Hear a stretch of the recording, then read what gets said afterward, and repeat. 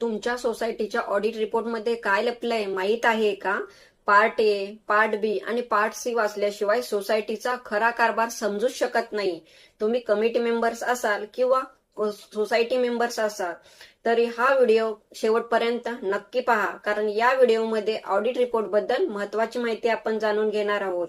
अनेक सोसायटी मेंबर्सला वाटते की ऑडिट रिपोर्ट म्हणजे फक्त बॅलन्स शीट, पण प्रत्यक्षात ऑडिटरचा रिपोर्ट हा 3 भागामध्ये विभागलेला असतो: पार्ट ए, पार्ट बी आणि पार्ट सी. पार्ट ए यामध्ये जनरल इन्फॉर्मेशन असते. या भागामध्ये सोसायटीची मूलभूत आणि अधिकृत माहिती दिलेली असते.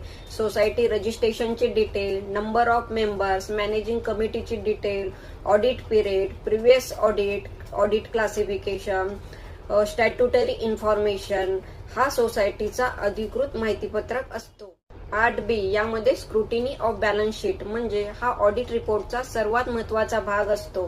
यामध्ये ऑडिटर मेंटेनन्सची recovery, bank balance, investment, sinking fund, repair fund, reserve fund, outstanding dues, asset and liabilities, सोसायटीच्या आर्थिक व्यवहारांमधील काही त्रुटी, अनियमितता किंवा प्रलंबित बाबी असल्यास याचा उल्लेख या भागामध्ये केला जातो.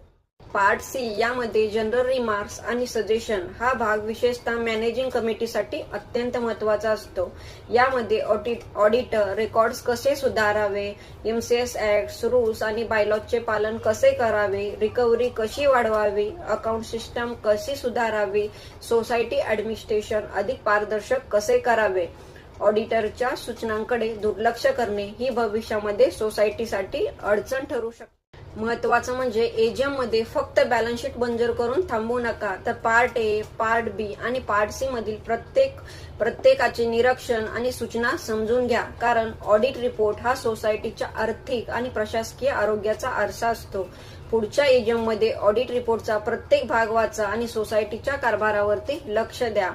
एमसीएस ऍक्ट, रूल्स आणि बायलॉज नुसार पारदर्शकता आणि जबाबदार कारभार ही प्रत्येक मॅनेजिंग कमिटीची जबाबदारी आहे. अशा सोसायटी रिलेटेड माहितीसाठी अल्दर अँड असोसिएटला फॉलो करा. आणि हा व्हिडिओ आवडल्यास लाईक, शेअर आणि सेव्ह करायला विसरू नका.